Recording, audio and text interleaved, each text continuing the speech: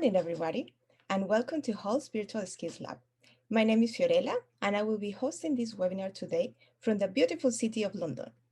Just before we begin, I was wondering if people can please write in the chat box where you are listening to us from. It helps me to check if everything is working okay. Make sure to write to all panelists and attendees. You'll see there is a little drop down box, so everybody can see where you are from. I can already see people from China, from Shanghai. Good morning from Brazil. Wow, from China again. Very welcome. It's very nice to have you here. Oh, for Georgia, for the United States. Nice. Welcome to this webinar from Italy. Welcome, Francesco. Luigi from Italy, from Milan. Oh, nice. From London as well.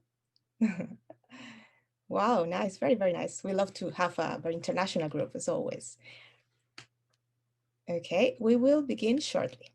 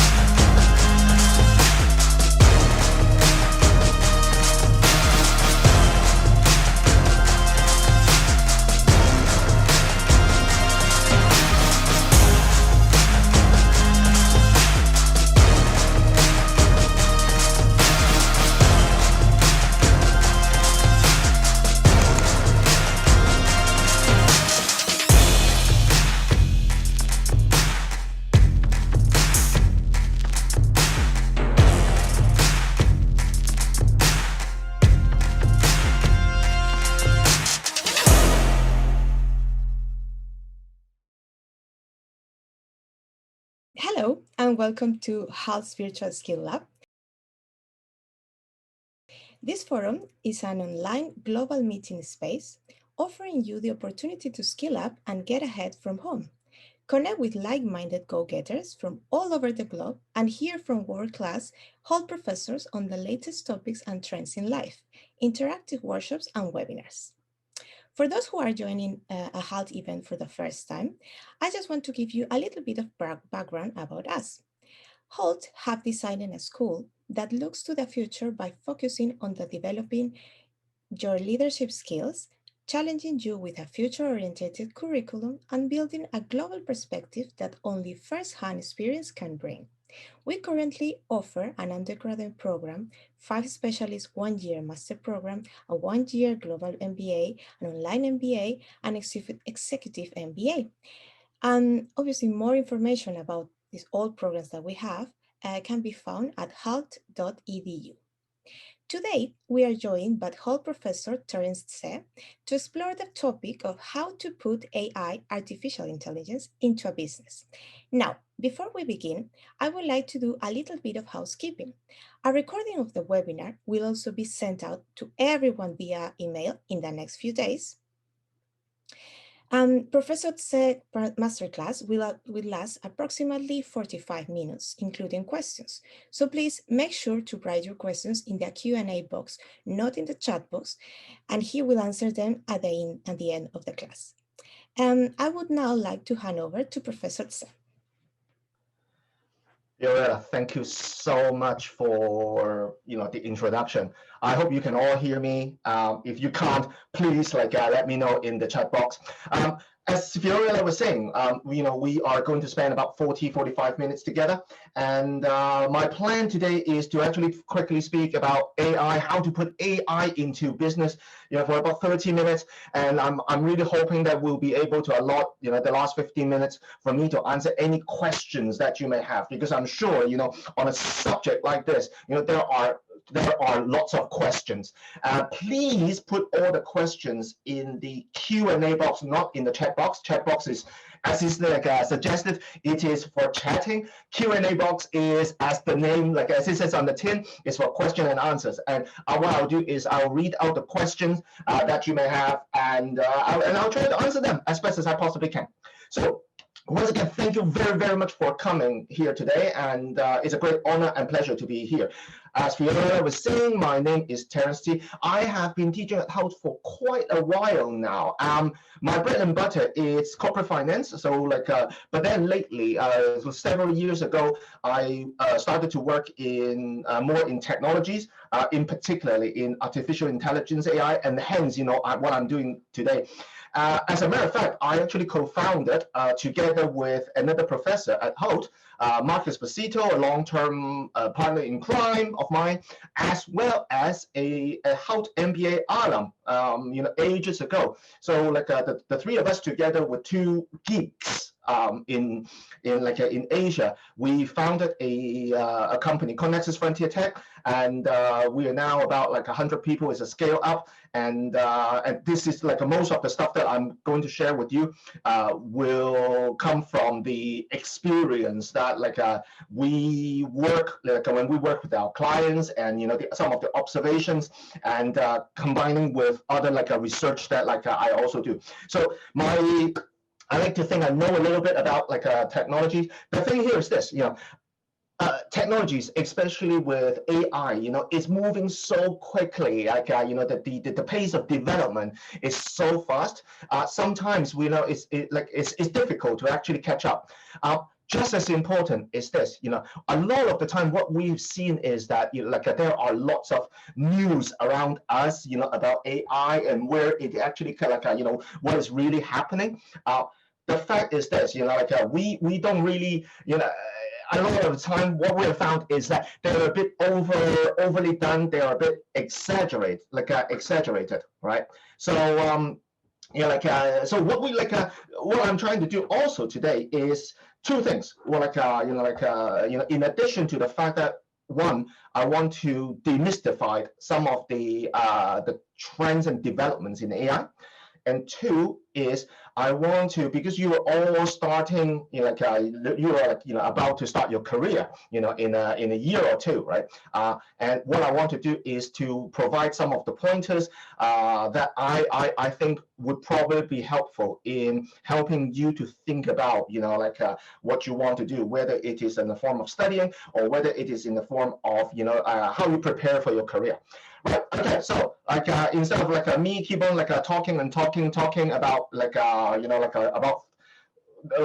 generally how AI works, why don't I go straight into what we are supposed to be looking at today, and that is how to put AI into a business.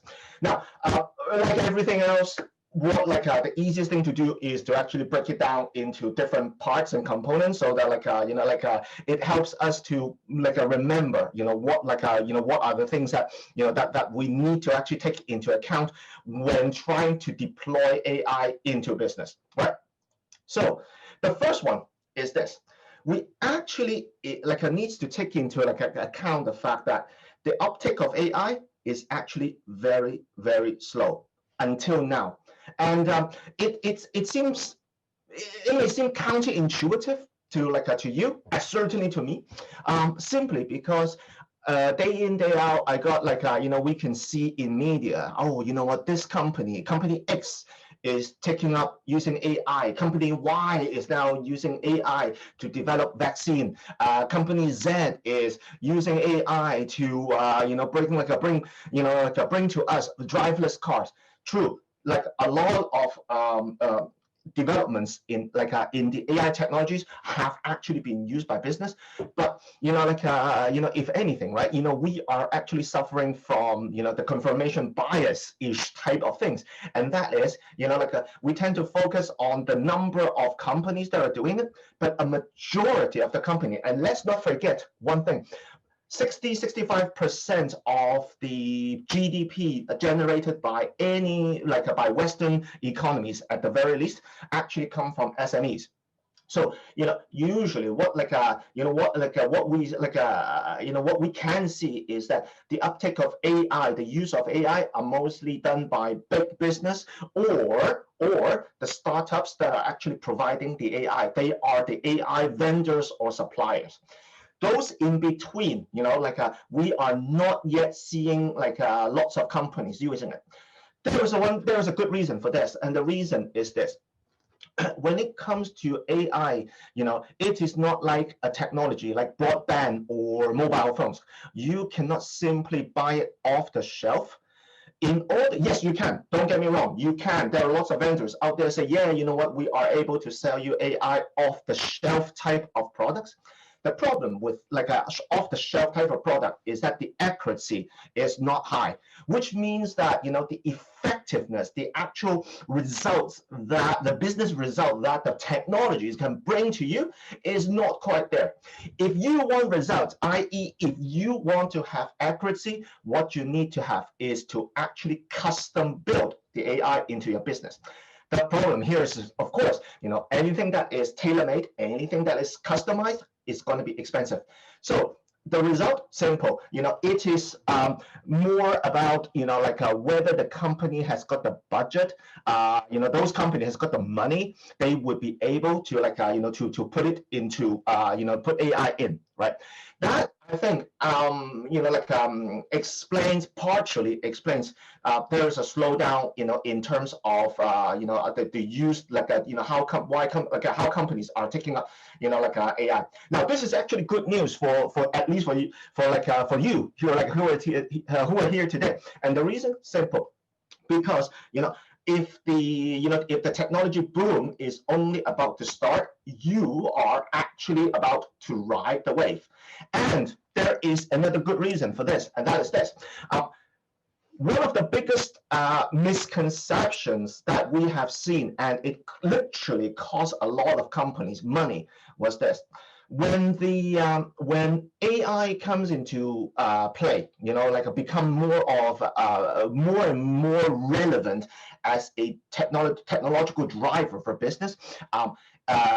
Lots of companies decided to hire a lot of AI scientists, right? Great, because you have to have the AI scientists in order to to build the AI model. But there is one thing these companies actually overlook, and that is this: the AI model in itself is not useful if it were not properly put into the business. All right. So ultimately, you basically need two types of people in order to get the business, get into the AI, get AI into the business. One is you need the tech people. There's no escaping, right? But what you also need is the business people. The problem here is this: the gap between technology and business, that gap still need to be filled. And me and my co-founder, Danny Go, who is an element out, we always said that one of the most difficult challenges, one of the biggest challenges business have been seeing is basically finding people who can actually speak the languages of both technologies and businesses. If you think about it, right, either you are getting techies to actually take on more of a business development and thinking and actions, or you take a business people to actually learn more about technologies. Now, I personally think getting techies to actually take on more of a business slant is a lot more difficult than getting business people to actually understand some of the technologies, and just as important, how it actually works, in actual reality. So I think if any young people who are willing to lend me their ears, right? I always suggest this, get the learn your business, learn your traditional business stuff, we the skills and and knowledge, pick it up, because you need to know how to manage people and you need to know how to manage processes.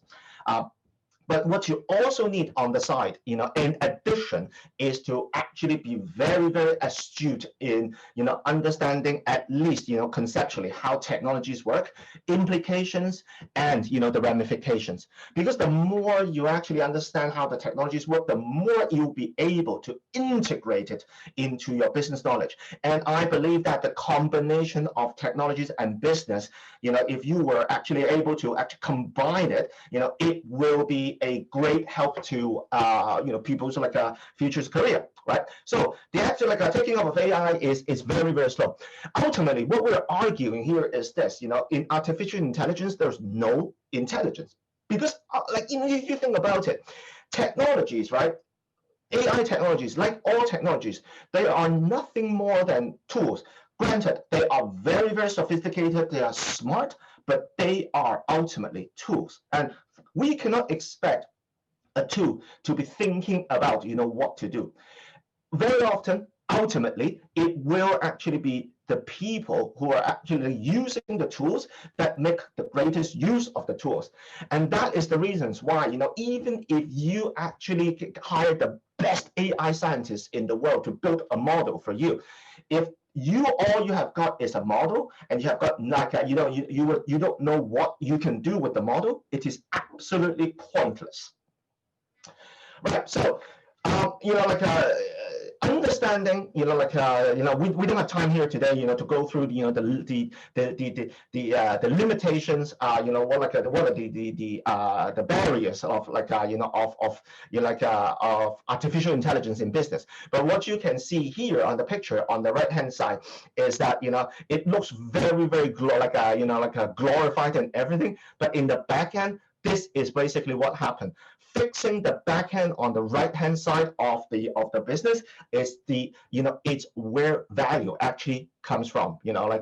So now the one of the reasons why it is so I guess there are two things here you're looking at.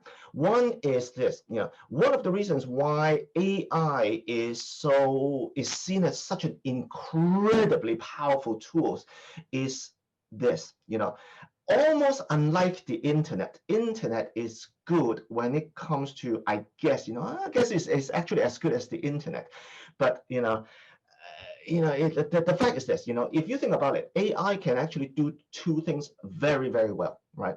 And previously we were unable to do, even with internet. I think that's where I'm trying to come from. First is this: AI allows us to process data that is with greater ease. So for instance, there is data that we were unable to really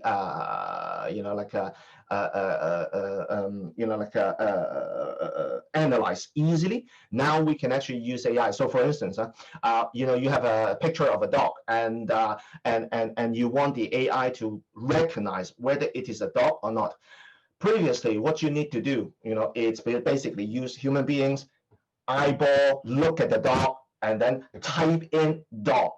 That's the basic, that's the most basic stuff, right? But with AI, you can actually get AI you can train the machine to actually recognize a dog. You can now, so for instance, another developments, latest development is the so-called natural language processing, which means using technologies to read languages, how we usually use our languages, how we actually talk, how we usually write. And if you think about it, one of the reasons why chatbots have failed so miserably, it's because chatbots fail to understand how we actually write. When we write, when you complain, when I complain, even though we may be complaining about the same thing, but we will complain in different ways. We would use different words, we would use different tones, we would use different structure. So that makes it very, very difficult for machines to actually understand. But lately, with the so-called GPT-3 language, we are seeing a bit closer into how we are able to use machines to process languages, right? Natural languages. So AI is very, very good for processing. But just as important to me, is this: AI was able to actually capture, collect information that previously we were unable to capture.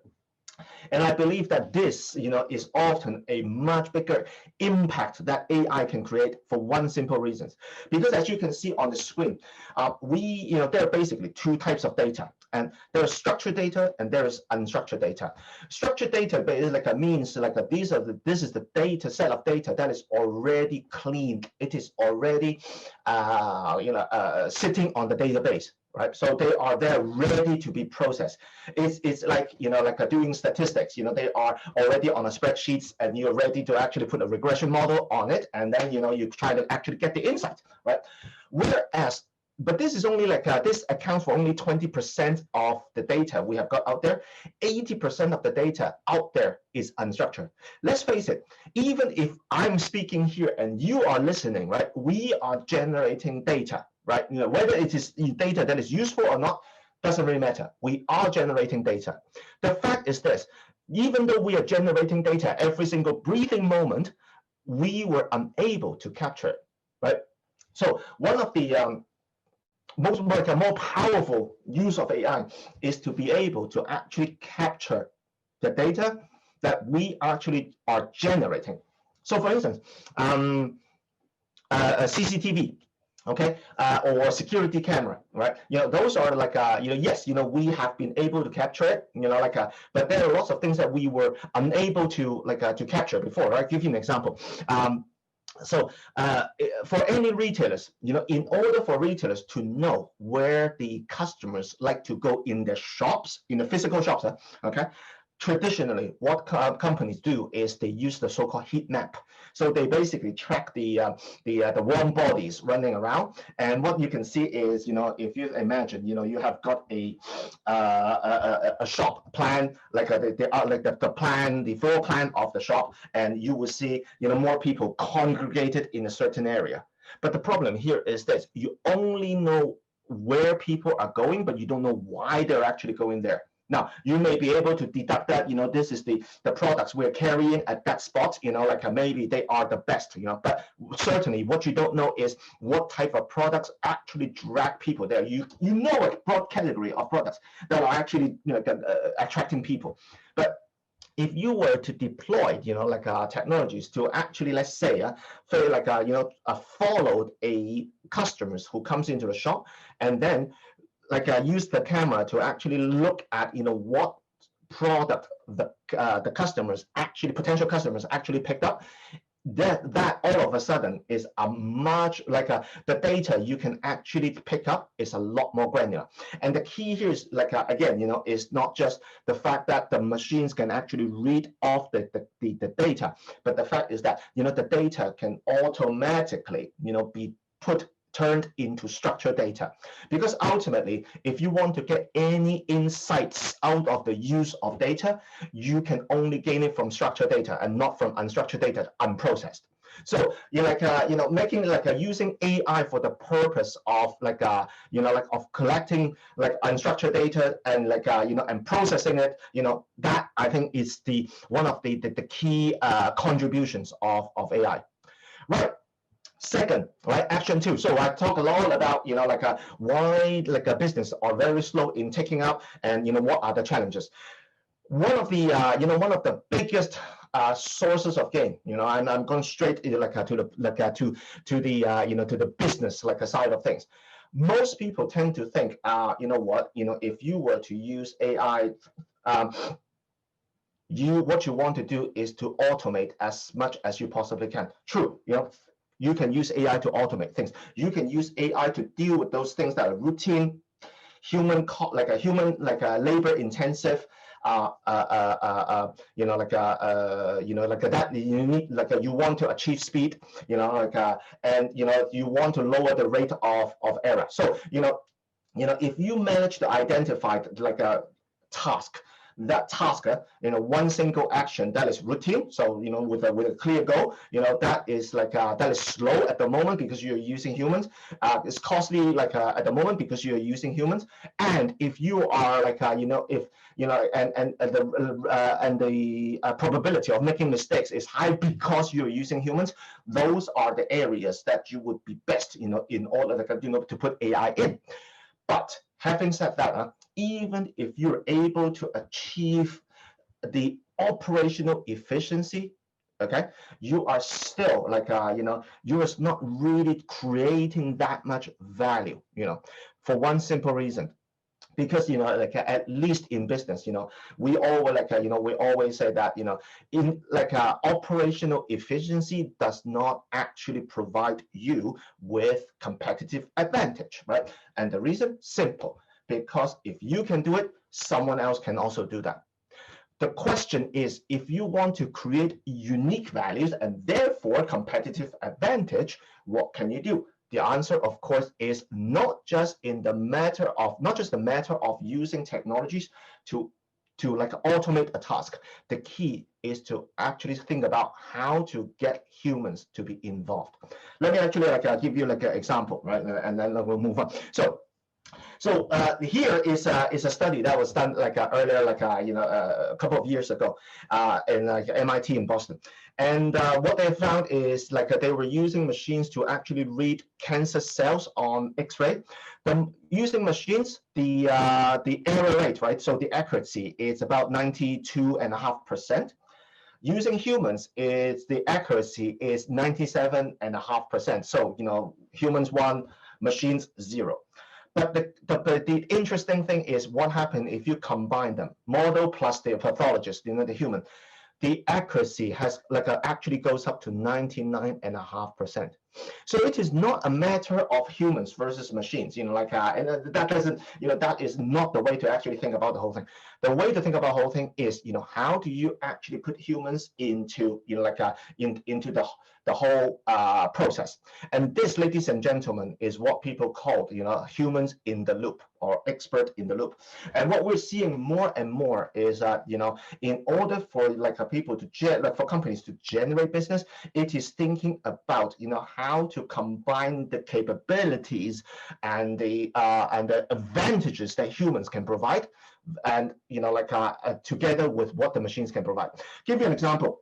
One of our clients is a bank, and what we did was we built an AI model to help read driving license. Now, driving license is a very, very good thing for machines to read for a couple of reasons. One, because all the data, it's always exactly in the same place, right? And two, you cannot get it wrong, because it's the name, the address, they're two different things. You have got probably two sets of dates, but the two sets of dates, the one earlier must be the day you were born, not the one it cannot be the other way around, right?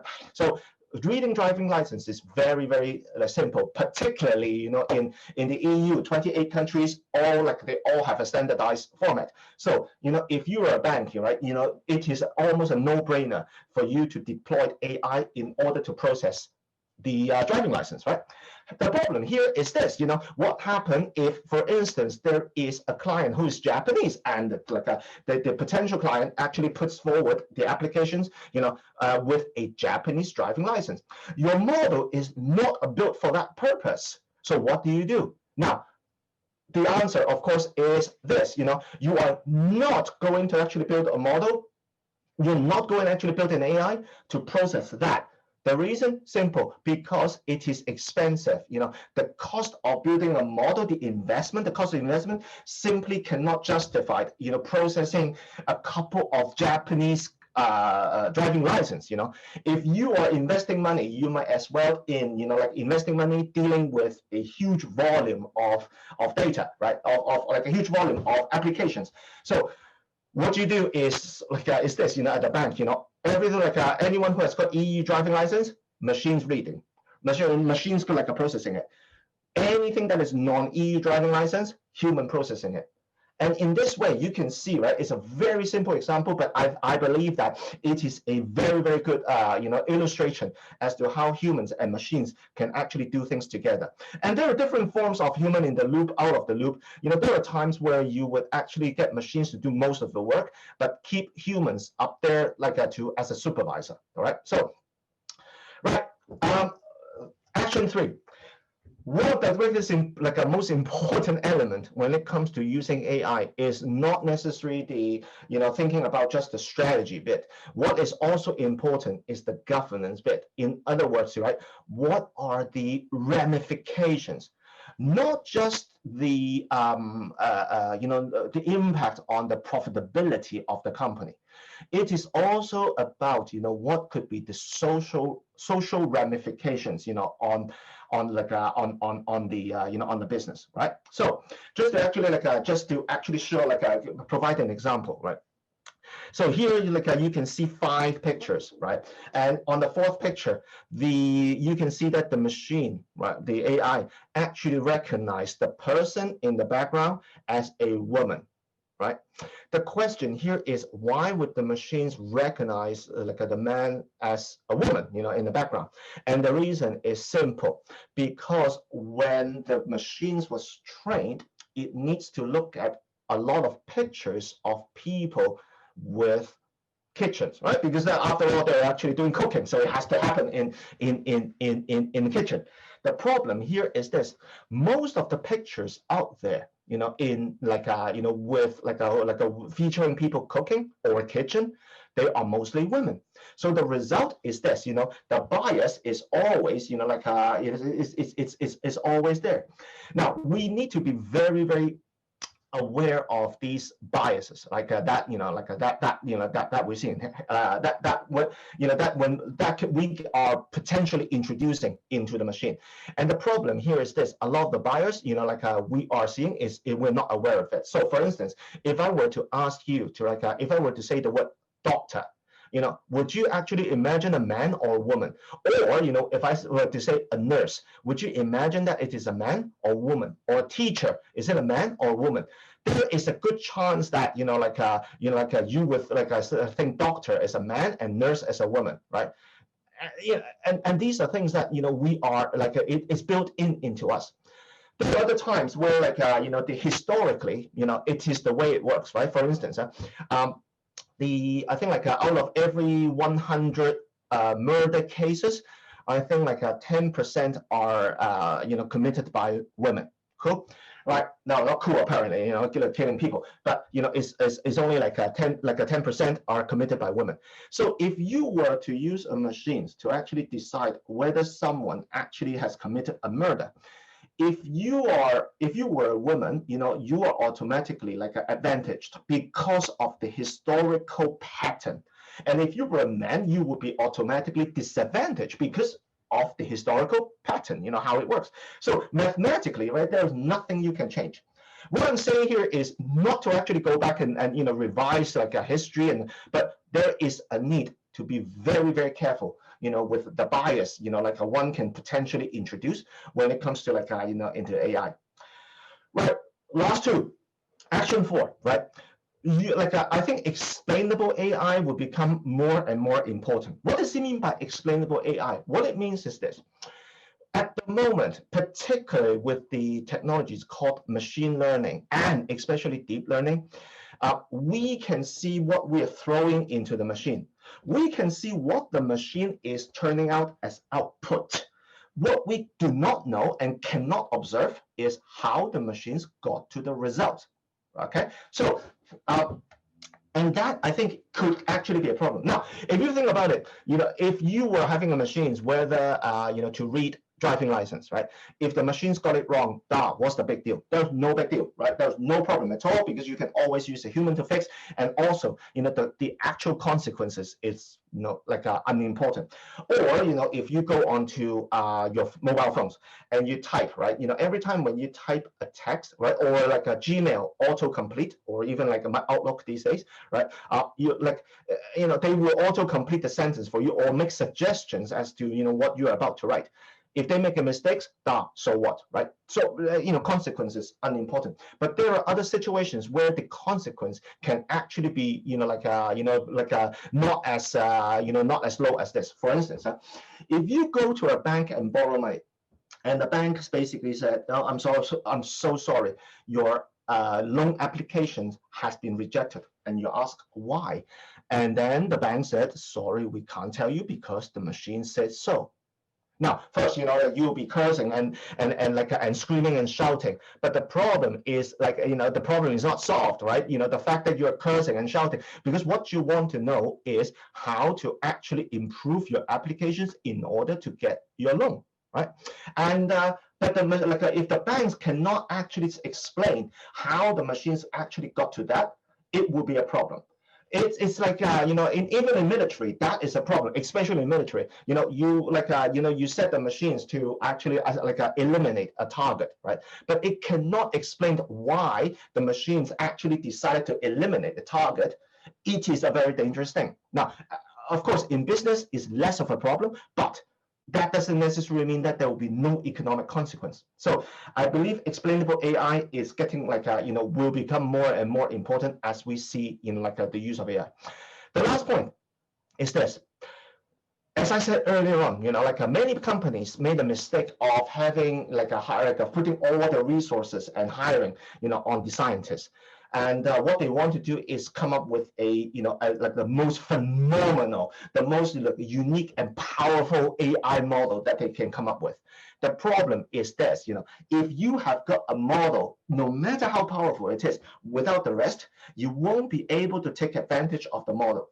The way we the analogy we use is this, it's like a Ferrari engine or Lamborghini engine, right? You have got the engine, but without the rest of the car, you're not going anywhere, literally, right? So what is key? And when it comes to deploying AI, is not necessarily the power or the prowess of the model or the machines.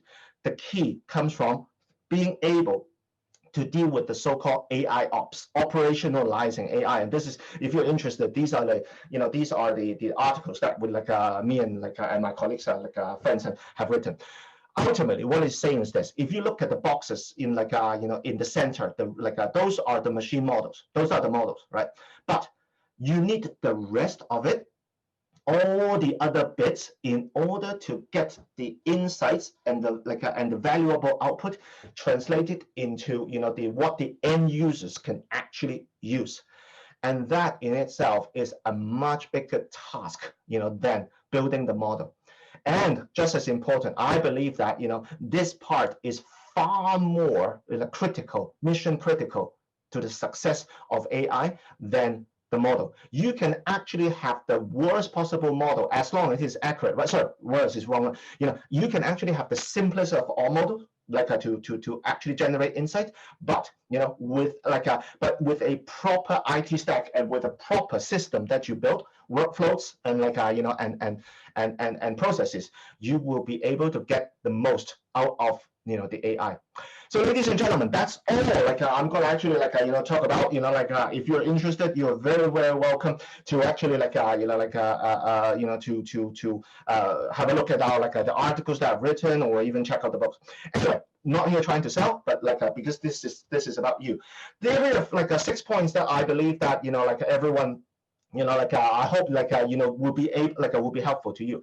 The first is AI technologies is only about to boom. You have not missed the wave, right? So the time I think to capture it is now. And again, as I said in my in my point 3, pick up the business skills and develop the business develop the business acumen, as well as point 4, keep up with the development of technologies. All right. The pandemic are because of all of a sudden it creates such a change in in almost every single aspect of our life. What we have seen is that at least companies are now saying that we are more and more throwing more and more money into digital transformation.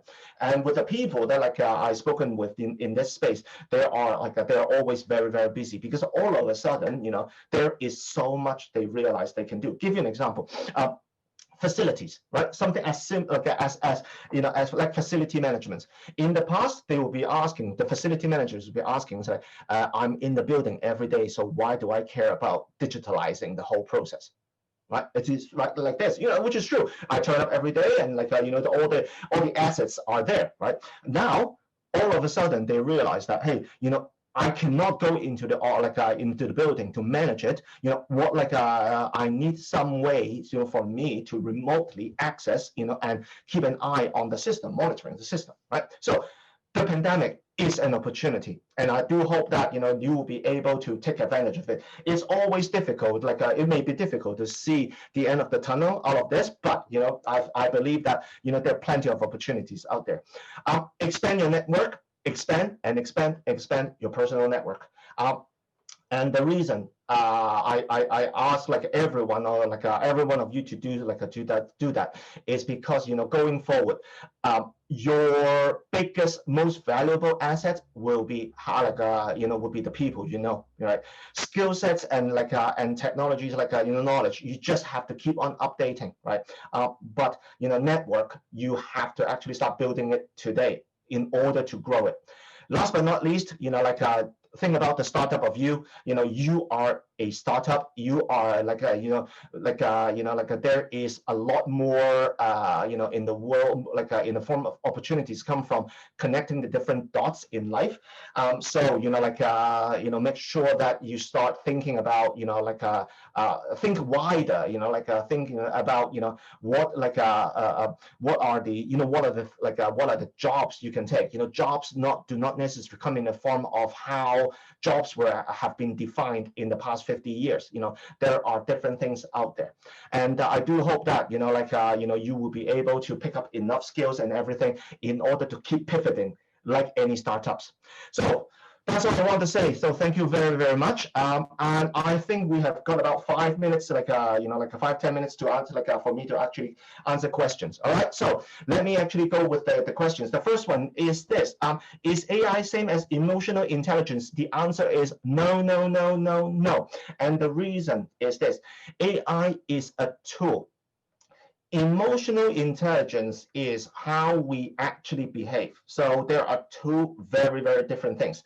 Let's not forget that when we use the term artificial intelligence, there's no intelligence there at all whatsoever. There's no thinking. AI is great at calculations. They're great at processing, but they cannot do thinking. They do not have feeling. They cannot they cannot respond to undefined or or multiple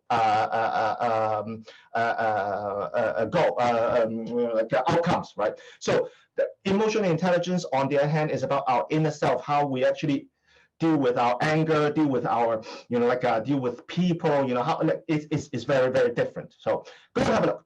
Do you think AI will replace humans? I believe the answer is yes and no. The biggest problem we are seeing today is this, and unfortunately, the pandemic is making it worse. Is that we are seeing a something called a K-shaped recovery. So for those people who are actually working with technologies, they can work from home, they're doing better and better. So they are the people who machines cannot really replace, simply because they are the one who are using technologies to create value.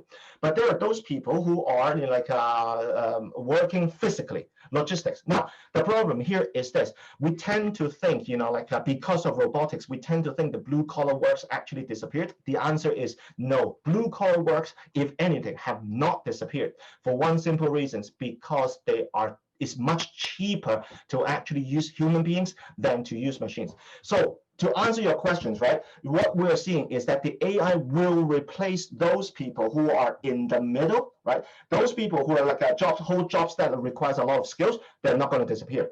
Those jobs that require no skills, they're too they're too cheap in order for to use machines to deal with. So the jobs that are the white collar jobs and the office jobs, those are the jobs that are going to disappear. And so I think the replacement will actually happen that place. Our job interviews using AI, how can we prepare for it? Good question. Job interviews at the moment for thank God, is not really using AI.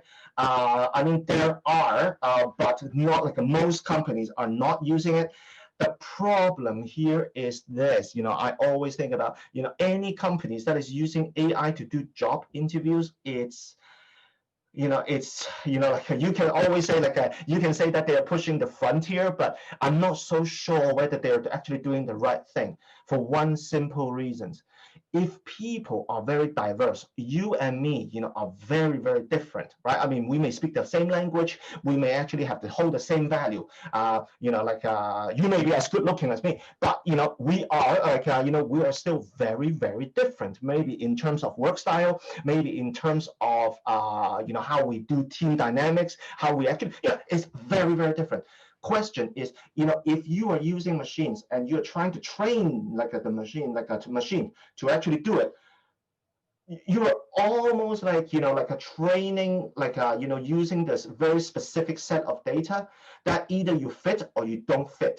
So any companies that is actually using AI for job interviews, you know what, I personally, I wouldn't want to work for them, because ultimately the only thing you're like you see yourself doing is they may be saying, they're like, listen, we want to hire someone who actually fits into our culture, who fits into our business, all the people who are working there. Maybe that is a great argument, but I don't really believe it, because I believe in something called cognitive diversity. You need to have different people with different views in order to create value. So that is something that, like, I personally, I don't approve. Right now, whether AI or companies are using AI to filter out CVs, that we cannot tell, because like they would never tell us. But there is but there's still a problem. The name of the book is called The AI Republic. You can find it on Amazon. So any particular jobs category, we can apply business acumen and technology are accumulated together in the short future? Great question, like Mei. The answer is just about every single company. All right, for one simple reason, simply because there are more and more demand for people who has got some skills and like a knowledge in technologies. Just to give you an example, there are lots and lots and lots of, for instance, startups. And like, I don't know whether startup is something that you're shooting for, but there are lots and lots of startups. What they tend to have is, they have got the technology view, right? But they do not have the business skills, all right? Accelerators, they need people who can actually do like get onto both. And it is I spoke with a number of VCs lately, venture capitals lately, and they were telling me that the portfolio companies, the companies they invested in, they're all basically looking for people who are operating in both business and technology space. So I think gradually there will be more and more like a demand for that. And besides, I think it's a safe bet, to put on. Next question. Do you think businesses are more data-driven or economically driven when considering AI into... Good question. This is going to be a very, very long answer, but which I'm afraid I cannot actually tell you. So the question here is, do you think businesses are more data-driven or economic-driven? I believe that businesses are still economically driven. As a matter of fact, it will be still profitability driven, the so-called shareholders capitalism. One of the reasons why I said it is a great question is this. Lots of companies tend to think you need to have a lot of data in order to create value with AI. The answer is not true. It really depends on what you're doing. Let me actually give you a counter example. You recall I mentioned several times using using AI to read driving license. Because all driving licenses are exactly the same, the information is exactly the same place, and the formats is exactly the same. Even if you are trying to train a model to read driving license, you don't need a lot of data. You don't need 1,000 data points. You don't need 1,000 pictures of driving license. All you need is probably about 10, I think. As a matter of fact, my colleague Danny actually once told me that in order to get the model to become 80% accurate, when it comes to reading a driving license, it's about 10 data points. You just need 10, 15 of them, and you will be be able to train the model up to the level that is smart enough to actually take on the work. So whether the data is whether you need a lot of data is a completely different, is a very, very different story. Again, it really depends on what you're trying to achieve and what's the risk of the model not being able to achieve the accuracy. Right, 2 more questions, and then I promise you I'm gonna let you go, because I'm sure you have got better things to do in life. So where the experienced professionals in their 40s should focus to take advantage I guess learning tech is impossible, which is not true. Not true, not true, not true, not true. Because if you're in the 40s, you have got the business experience. You have got enough experience to deal with people, right? I'm not, no one is asking any one of us, I personally am not interested in learning, how to do Python and do the programming. And as a matter of fact, we don't need to actually learn programming. I mean, granted, if you've got the time and the interest, by all means do it. Don't get me wrong. But we don't have to actually get down to that granular level of understanding and programming technologies. What I think is the key, and these are the things for people like us in the 40s. I mean, you're lucky that you're still in the 40s. Like I'm much older than that. Is this, it is about how to interface people with the technologies, because it, in order to get technologies to work, you must actually get the workflows, you must actually get the process and the operations right? And that is often way more than just understanding the technicality of the what you have to deal with. It's a business thing. How do you design a right model? How do you design what the output of the model, how is it going to go to the end users, right? How is it what's the dashboard should be looking like? You don't have to know how to actually program the dashboard. What you do need to know, however, is what kind of dashboard would be the most useful to the end users. So I'm hoping that what you can see here is that technology is a tool. Ultimately, for us to create value for the companies and for ourselves, is to think about, as to excel on those areas where we can actually use the tool, to its fullest, and to leverage on it, to create, to create advantages for us. Last question. For the digitalization trend, companies are now focusing to transform the existing physical process to online digital. Are there examples where companies have leaped directly into physical and advanced digital? AI scale of investment shall increase by much? Good question. Good question. Usually, the answer is not really. Because no one ever wants to actually jump onto, from zero to hero in no time, because two reasons. One is because the budget is often not there. As a matter of fact, because of the COVID, the budget has actually been coming down. So it's very, very difficult capital wise, for companies to jump straight into it. And two, the risk is way too much. So what we see, and this, as a matter of fact, as a supplier of technology, we always basically say, like I said to our clients, listen, if you are going for if you are going for to put AI into your business, make sure that you are taking a small step, taking a baby step onto it, build go for the low hanging fruit, right? Go for the do the easy thing, because one, if you can actually go for the low hanging fruit, it's a lot easier technologically, to actually make it happen, and you will be able to convince your colleagues, your businesses, your the senior managers, right, senior members of the company, that this is a great investment. So what we see is companies making little small investment. Last but not least, allow me to give me 3 more minutes if you be so kind. So ultimately, we always say this, to our clients, if you are thinking of putting your technologies in, right, do yourself a favor. And this is what answering the question. So this is a typical revenue minus cost, equals profit.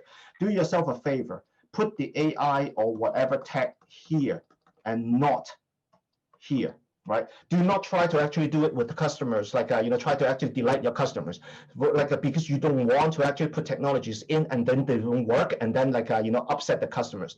Another reasons why is this, because this, if you think about it, cost, we have a lot more power to control it internally, right? This revenue, a lot of the time, it really depends on the external external environment, whether the market is doing well, whether you are actually selling things, right? So one, if you were to put if you were to put AI here in cost reductions, there are two benefits. One is that you can actually measure your ROI. Why? Because you can say by investing, in the business, investing in the technologies, and then versus, how much savings you can have. The ROI is much clearer, much more, much more easier, easy to calculate, right? Easier to calculate. Two is this: if let's say you invest in AI in a revenue, on the revenue side, like a new customer features, whatnot, okay, and the businesses, like a revenue goes up. The problem here is this: is it the revenue goes up because of the general market conditions is improving, or your technology is working? Cannot tell, right? It is very, very difficult to tell. Whereas, in the second case, right, if you were to put it into your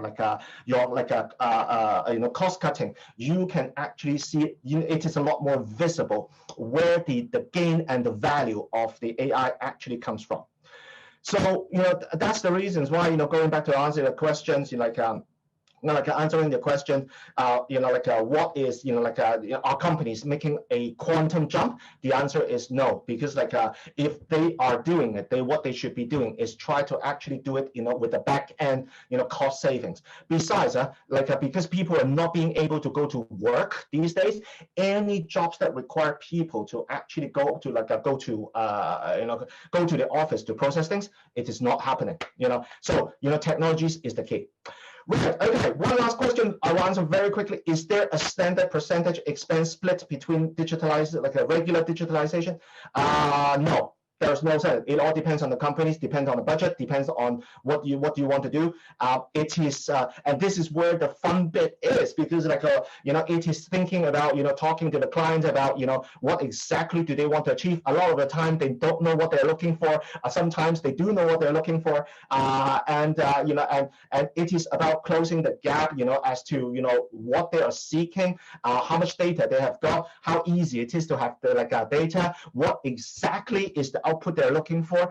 Again, if you think about it, right, it is not a technology question, it is a business question.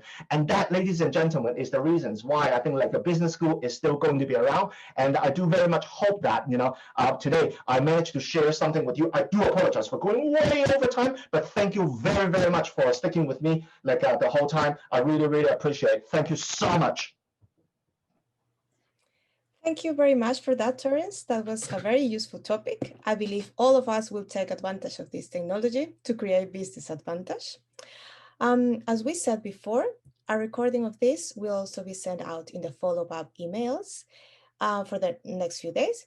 If you feel this was useful to you, we have several other webinars coming up, the next being on Wednesday, January 13th, next year, with Professor Pamela Campagna, discussing cultivating grit during times of transition. Very interesting, so don't miss it.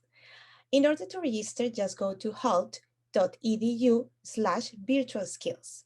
So that's all from us today. Again, thank you very much to you all, and thank you very much, Terence, for your class on time. We hope to see you again soon.